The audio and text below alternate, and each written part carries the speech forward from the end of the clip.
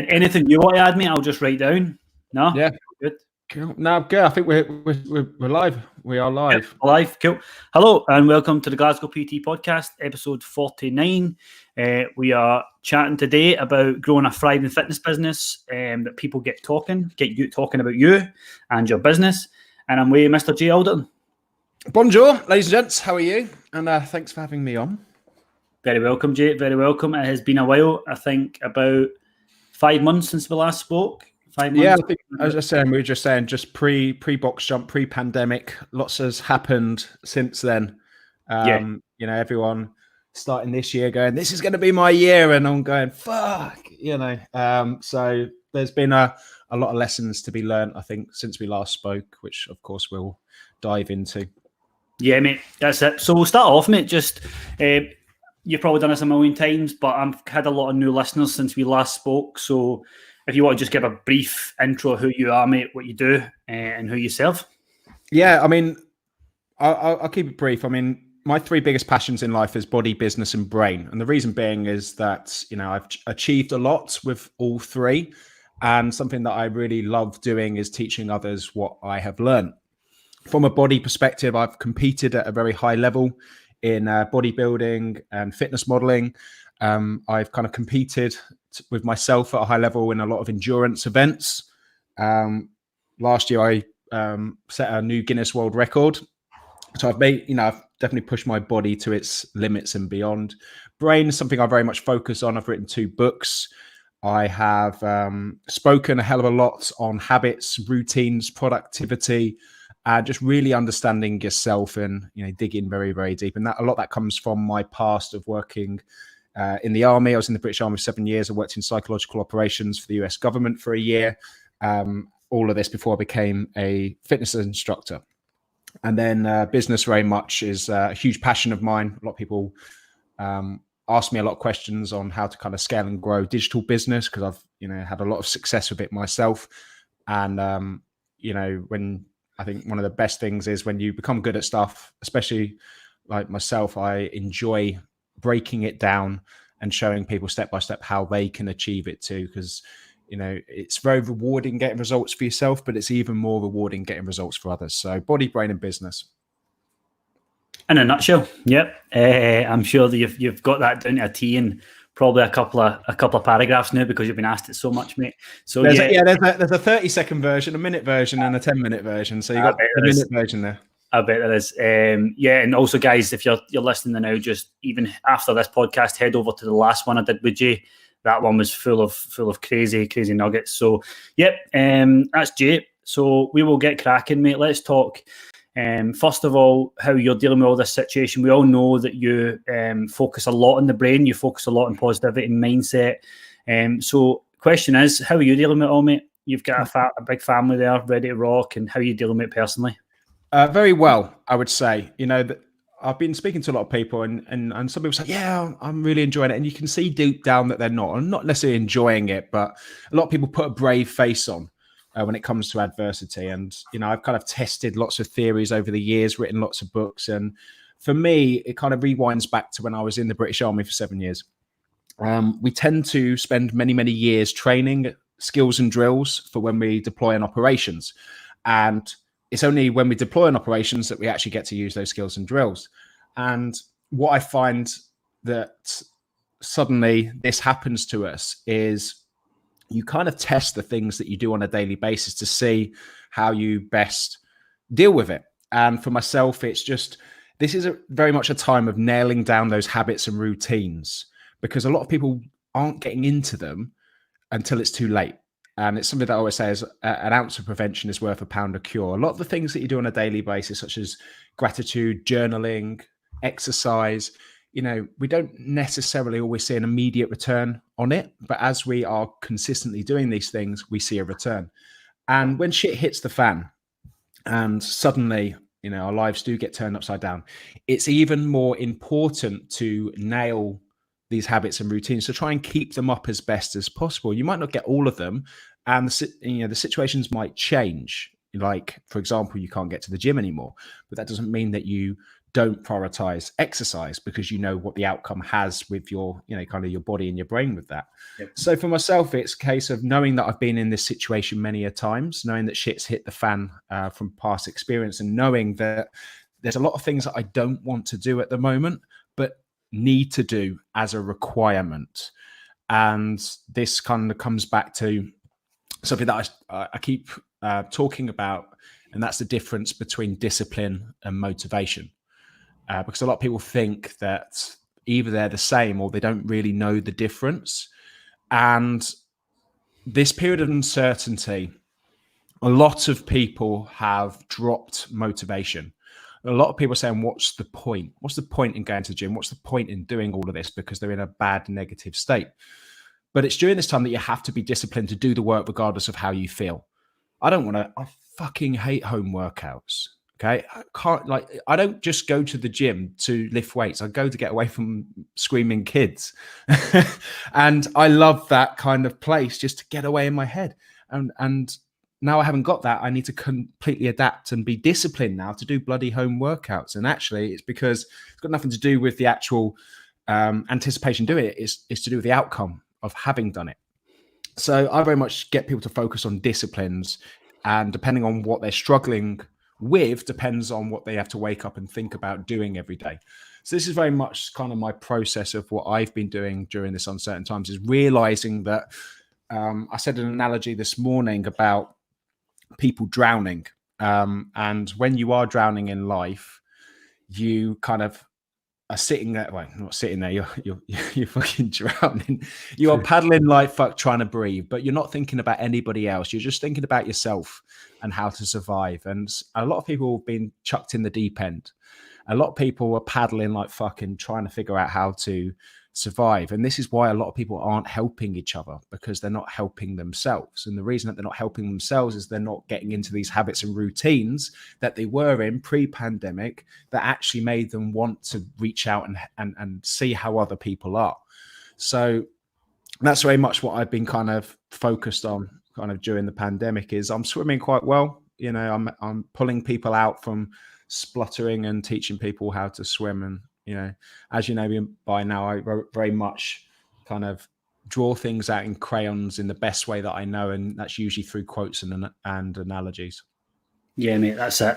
And like a lot of people do have to focus on those disciplines, and there's a lot of perspective has come into play now, hasn't it? Whereby you have to start realizing what you had before the pandemic, or what you currently still have.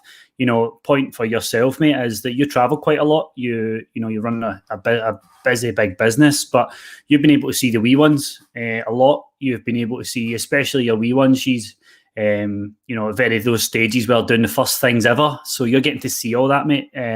So these are the things that people listening, the PTs listening, that you can encourage your clients to remember and look at those positives, because there's a lot to take from this, and a lot of people, have probably realized that they were being spoiled in the past. They've probably had the freedom to go and do what they want when they wanted.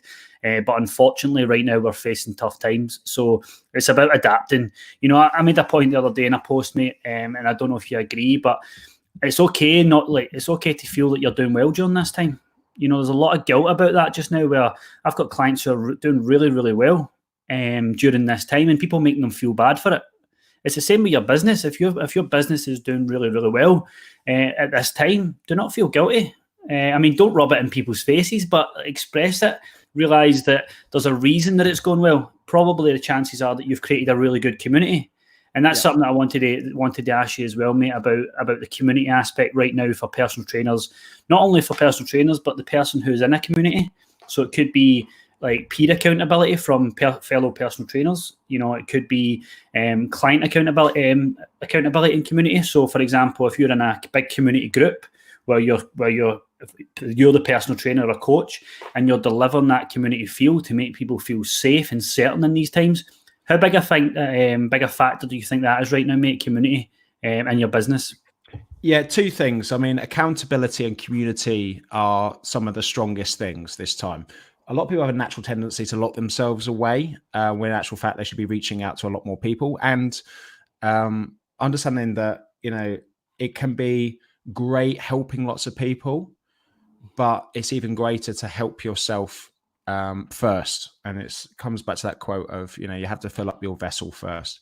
So in order to do that, there's two things. You need to be accountable to yourself. You need to be accountable to your community as much as your community needs to be accountable for you.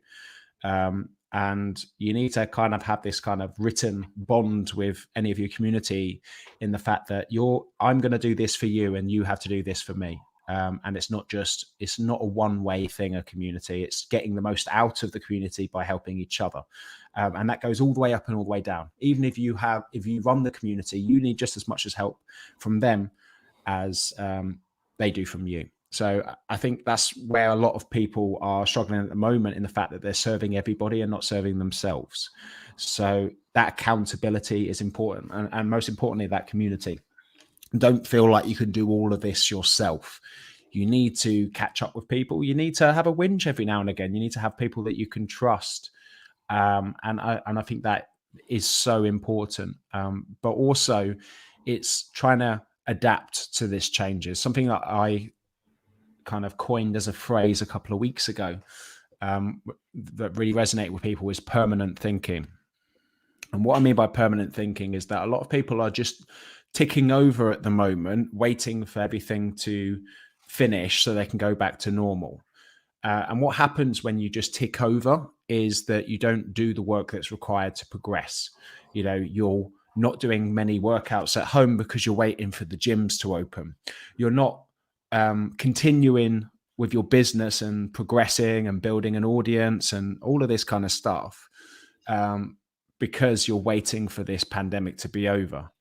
And what you need to now say to yourself with regards to permanent thinking is, imagine that this is now going to last 5 years, 10 years. Imagine this is never going to change.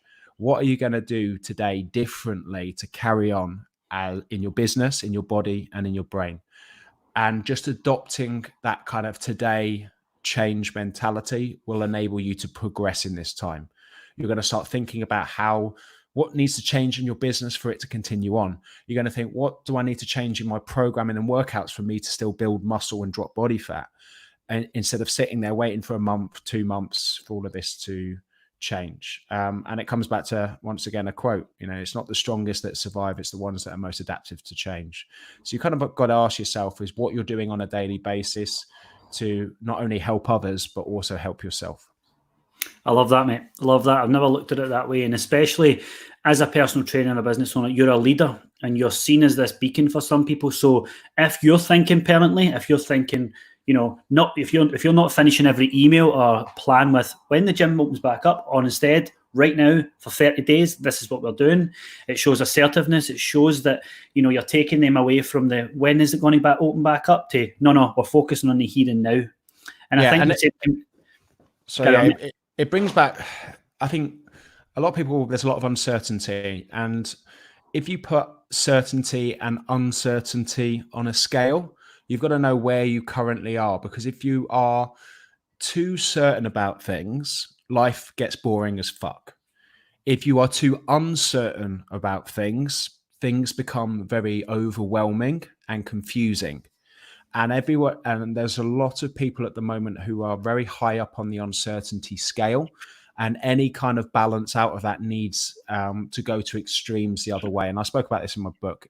If you are extremely certain about everything and you're bored, you seek uncertainty. You seek adventure. You seek something thrill-seeking. This is why a lot of entrepreneurs, when everything's going swimmingly, they like to burn things to the ground because they love it when shit hits the fan. But at the same time, you having that permanent thinking suddenly gives people that level of certainty. We can't do that, but we can do this. So we're going to do that. Mm-hmm. And that actually brings people down that scale of going, something I can cling on to, something I can focus on doing during this time. Great. And that's what's so important with you as a coach and you as a person to start thinking about there's lots of things that you can't do at the moment, but there's lots of things that you can do.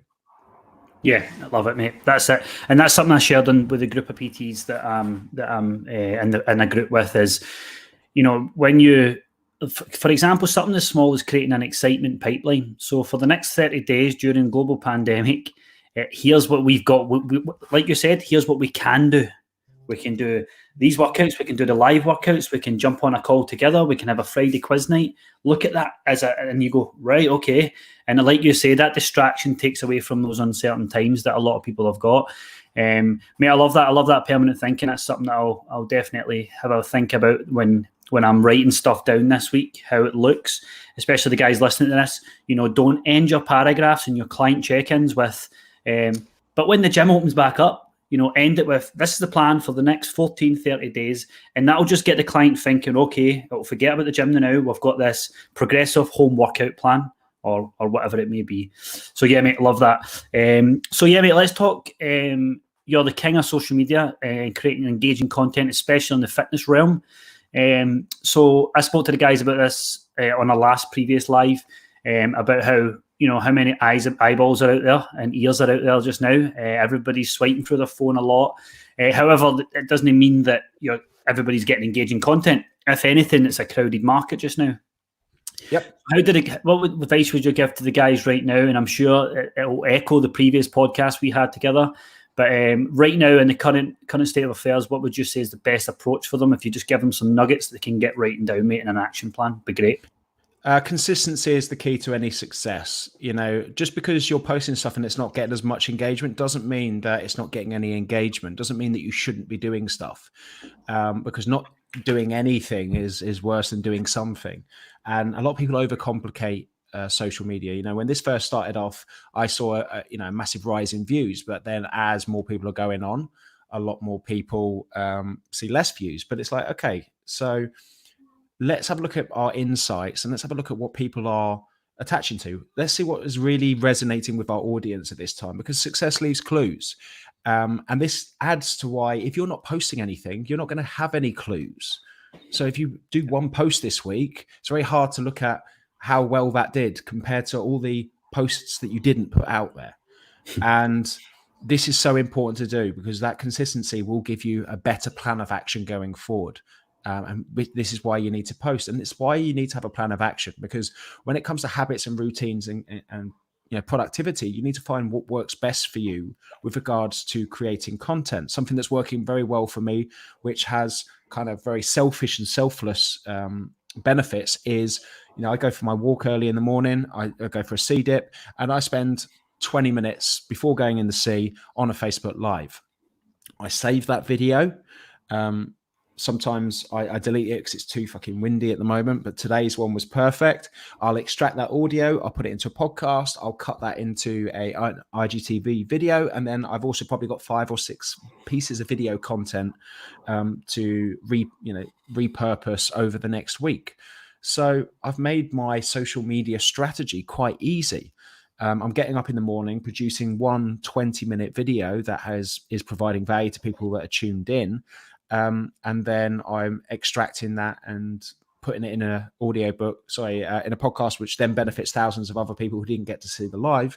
And over the course of the next couple of weeks, there's going to be thousands more people are going to benefit from those little minute nuggets of wisdom, which have been carefully selected because they didn't have time to sit at 6:30 in the morning to hear me rant down the beach. Yeah. And it just comes down to that strategy, looking at what it is that you can do. Putting it all in as a plan of action, and knowing that you need to do it. Like for example, if you're wanting to grow your business at the moment, there's massive opportunities online, but there is one crux: you need to be online, you need to be active, you need to be consistent, and people will resonate with that. And it is getting a balance of it as well, because too much of a good thing is also bad for you. It's a minimum effective dose done consistently and not expecting an immediate result. I see a lot of people say, oh, I've been posting this week and not getting much engagement. You don't hear many people go, oh, I went to the gym this week and my biceps haven't grown an extra inch. It's like, it takes fucking time, patience, consistency. It's boring as fuck, but keep turning up and doing the work. But a lot of people say, you used to always say, Jamie, how'd you get your physique? I was like, I've been lifting for 22 years. Oh, okay. So there's no quick 6-step system. No, it's fucking not. It's just hard, consistent work. Boring a lot of times. And that's the same with social media. It's just turning up and doing it. I've built up a big following because I've turned up every day for the last 7 years consistently. And it's so important for not seeking that immediate success. You're going to have peaks and troughs. Some people are going to have massive engagement this time. You might not. And for God's sake, don't compare yourself to other people. I think this is a huge trend that I'm seeing with a lot of trainers at the moment. A lot of them are arguing with each other, but they're not the ones that are paying each other's bills. It's the people that you are helping, that are in your community and your clients that need you right now. And as much as it is focusing on other people, you need to spend a lot of your time blocking out the noise and not being so distracted. And it's I am the most distracted person in the world. You wouldn't believe this, but I have to have very strong habits and routines because I would just waste my time otherwise. And I do have days where I just sit in the screen and go, I've got so much to do that I don't get fuck all done. Everybody goes through that, regardless of wherever their level is. And it's important to know that. Yeah, aye, spot on, mate. I think as a business owner as well, it's important to create more than you consume. All you got to do is look at the big guys like Jay, yourself, and Phil out there. They're not scrolling through their social media feed all the time. I mean, yeah, they're looking on there and they're seeing their target demographic. I mean, you'll jump on and you'll look at other PTs to see, because, you've got your client base. So you want to see what they're struggling with. And it's the same as, coaches looking at general population and seeing what their struggles are. The more detail and data you get from that, the more you can relate, the more content you can put out that's going to get engagement. But yeah, I think just one of the things that you said to me in the last podcast, mate, was about just showing up every day. And it's something that I also learned through being on the gym floor because, I mean, it didn't happen to me, but another trainer didn't show up that day. And, it leaves traces when you don't show up.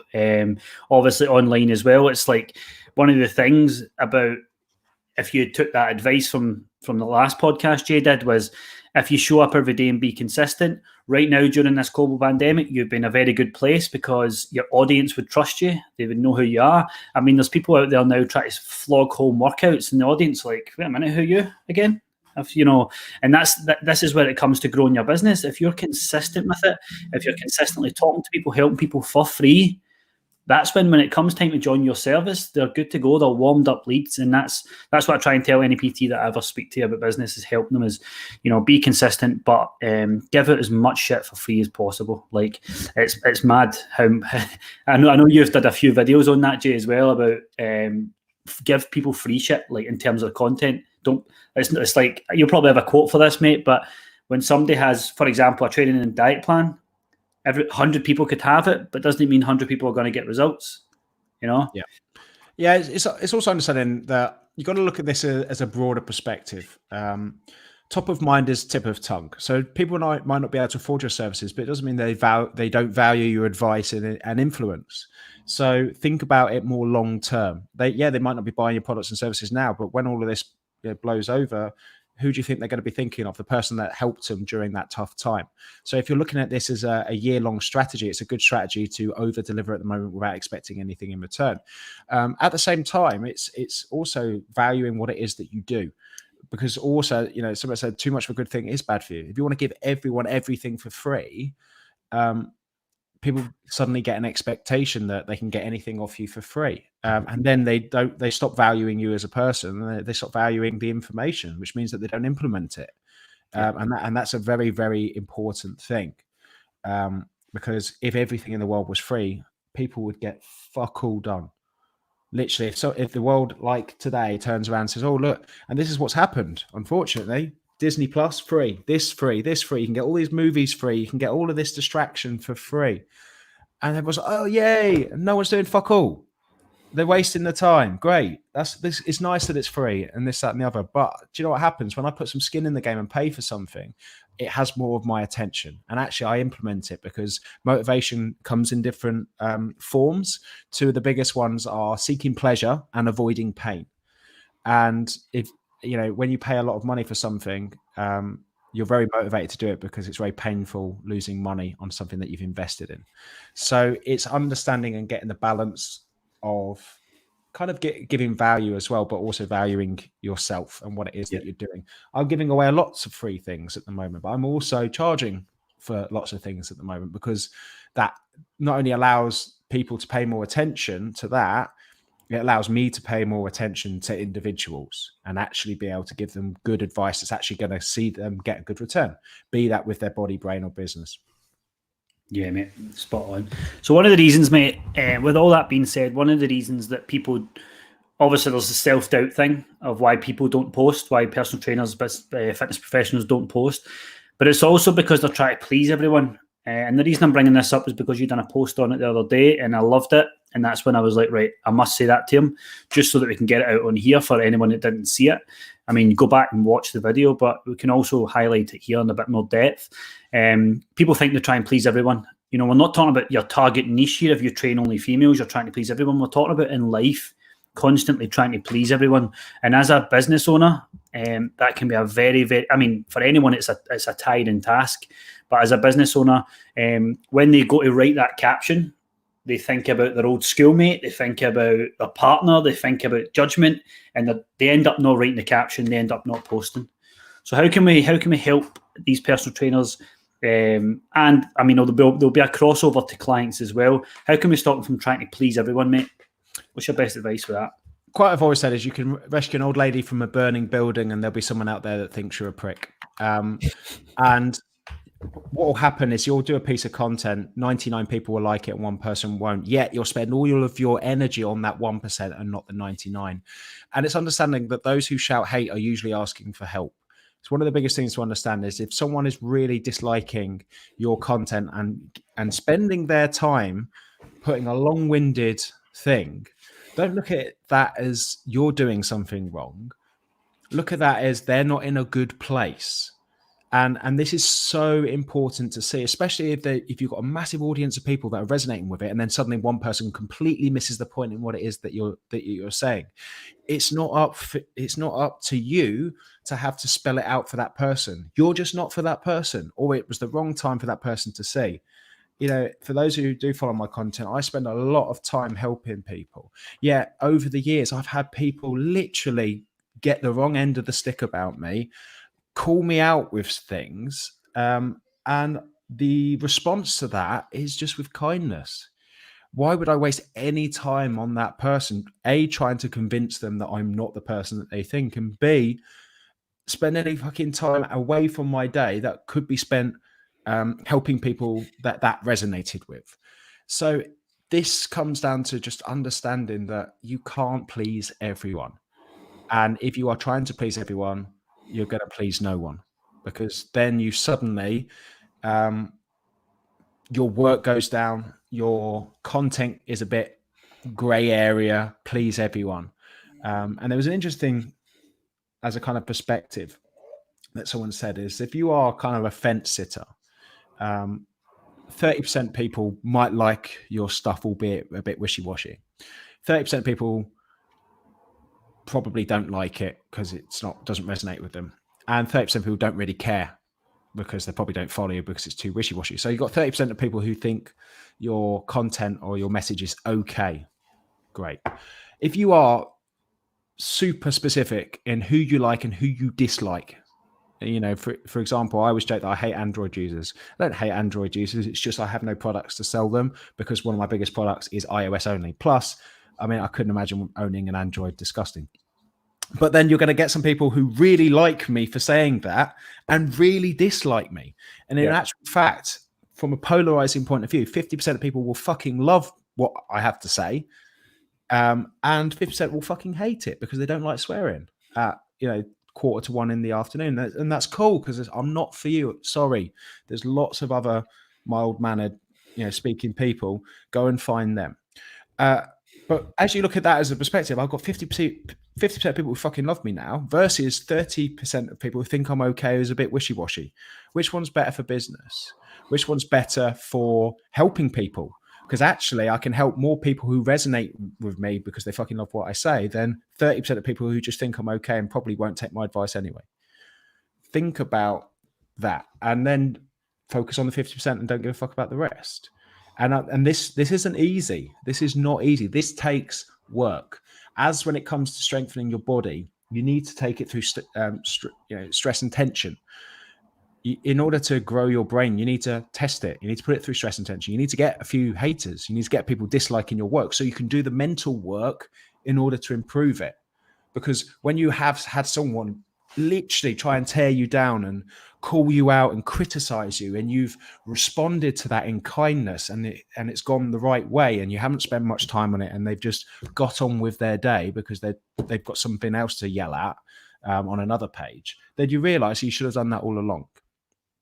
And you need to kind of tattoo this to your brain that you cannot please everyone. Yeah. Hopefully that is hit home with a lot of people. And, whenever you're feeling like that, go back, listen to this podcast, listen to what Jay just said there. I mean, a clip like that, I'll 100% extract that and get it up on my page, because it will just serve as a constant reminder. Because like Jay said, it's an ongoing thing. It's not us sitting here saying you need to not care what people think. We're human beings. This is what we've been doing for God knows how long. We aim to please people, but like Jay said there, when you aim to please the right people, and you pick a side almost instead of sitting on that fence, you get rid of the crap. Essentially, is what it is, and then you can focus all your energy on serving the right people and putting your energy into them. Awesome, mate. Awesome. Before I talk about just what approach personal trainers should take just now, I just want to ask you, because I feel it'll put a nice bit of perspective into people with the current situation and stuff, is box jump Everest. I want to talk about. I want you to give me the highlights of your mindset during it. I want to talk about the little upsetting email you got through that was then fixed to bring you back round. How did you feel during that? Because I know you're very headstrong, mate, but that must have been a real hit to the confidence and the whole, to see if it was all worth it. So first of all, how was it, mate? And then you can talk me through the ups and downs of it. Yeah, well, it's a bit cheeky. For those of you who don't know, last November, I challenged myself to box jump Mount Everest. As a perspective, that was a 2-foot box. Everest is 29,030 feet, which equates to 14,515 box jumps. Guinness World Record gave me 24 hours to do it as kind of a cut-off time. I managed to do it in 22 hours, just looking at the certificate now, 18 minutes and 38 seconds. The main challenge for that is to challenge myself mentally and what I'm capable of doing. It's kind of my transition now from kind of competing in pants modeling shows to more kind of testing my kind of physicality with regards to that, and mindset too. And the most rewarding thing is being able to raise a lot of money for local charities. I've been working very closely with a local children's charity who work with life limited children, and with the box jump Everest, we raised over £25,000. So that was the main kind of motivator for doing it, and of course to see if I could do it. I do set myself these crazy things. Lots of people didn't think it was possible to kind of box jump for near on, just over 22 hours. So that in itself for me is the challenge. One of the most difficult challenges that I've done. 10 hours in, had a quad spasm, my calf went, and I thought this is going to be a tough thing to get through. But an hour into just focusing and a little bit of physio, managed to just brush it off and carry on. And fortunately, set the Guinness World Record. We submitted lots of evidence, and for me, it was just the icing on the cake. The Guinness World Record. It's nice to have something to work towards. But the main thing is that we smashed our fundraising target, and I'll give Guinness their dues. They are very thorough. We submitted maybe 45 hours of video content, and a team did go through the whole lot. And one unfortunate thing is that we had a video from Facebook Live, but we had cuts in it because the USB camera overheated because it was obviously being streamed for 22 hours. So we had 11 2-minute gaps in between each one, which we needed to obviously get evidence for. And we had a time lapse, but the time lapse was on 1-second intervals. And there were some periods where I was doing more than one box jump a second. So we basically spent about a month digging out these time slots and finding how many box jumps that, just to show the evidence, because we had a clock next to us. And unfortunately, some of them showed less. So, for example, that 2-minute period where it should have been 36 because of the time lapse only showed 8. And if we were to submit that, it wasn't enough evidence to show that we'd done 14,515 box jumps. However, we did use that plus. We fortunately had about 6 to 8 witnesses throughout the entire event. So we just basically got more witness statements, and Jason was incredible for this, submitted more evidence, added more signatures to say that these time periods I witnessed, and then they accepted it. So it was amazing because, when I was told I wasn't going to get it, it's that adaptation. It's just like, yeah, but it wasn't for that. It would have been nice, but maybe next time. Right. And then suddenly for them to accept it was blown away. It's nice. Yeah. It was the icing on the cake, but cake does taste a bit better with icing on. So. I was going to say that, mate. It's probably the best part for most people is the icing. But mate, 25 grand, awesome, man. Like for one individual. I mean, I know you've got a team behind you to do that for a local charity is next level.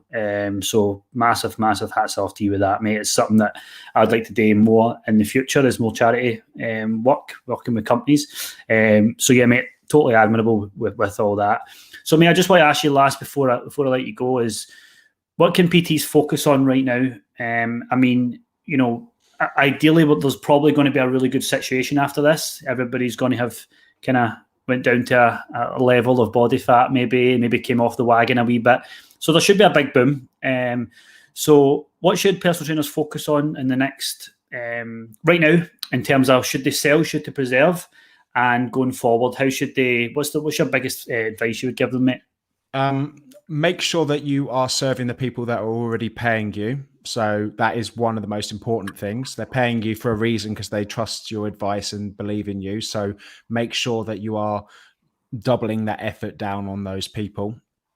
This will be a difficult time for some people, but if you turn up every day, you be consistent, you deliver that value, it will come back to you eventually. There's lots of things in place to help safeguard you, but also look at this as you need to really focus on the next couple of weeks and month of being less distracted and double down on your habits and routines. Okay. You need to exercise your brain, your body, if you want to grow your business. So you need to make sure that you're well fed. You need to make sure that you're spending time off social media, connecting with whoever you're in lockdown with without throttling them, and doubling down on those habits and routines. And I understand this is going to change. This will get better, but still adopt that permanent thinking. If it wasn't, what would you do today with your habits and routines to continue to thrive? And there's lots and lots of opportunity now. There is an opportunity to start looking at other ways, if you are a fitness professional, other ways of making income, digital products, start building these things and these courses and asking questions on what people are struggling with. So it's that kind of top of mind is tip of tongue. People might not be giving you money at the moment, but if they are looking for help, which they will, because there is a high percentage of people that are, not doing the work, they're not exercising, they're not looking after themselves. So the boom is going to come with personal trainers because there's going to be a lot more people that need your help after all of this has finished. So start focusing on the things that are going to excite you. Yes, okay, adapt that permanent thinking, but this will benefit you, and this is going to be a phenomenal industry to be in over the next 2 to 3 years. Yeah, love it. Hope you guys got a lot from that. Jay, just as well as tell us a wee bit more about your app, mate. I know that you launched that recently. I've had a good look at it. It looks awesome. And I think right now would be the good time for personal trainers to learn, find out about it for basically every reason you've just mentioned. I'm sure it's all there, ready to go. So just tell us a wee bit about the app, mate, and how the guys can find it. So if you just head over to trainermind.com or go onto the Apple Google Play Store, you'll find my new Trainer Mind app, which I launched about 6 weeks ago.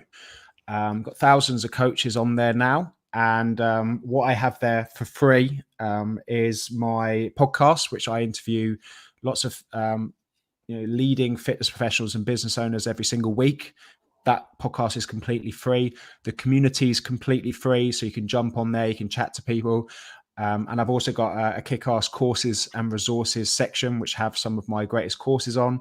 I have a foundation of online business on there. I've got my masterclass on there, which teach you how to create digital products, and I've got my mobile video mastery too.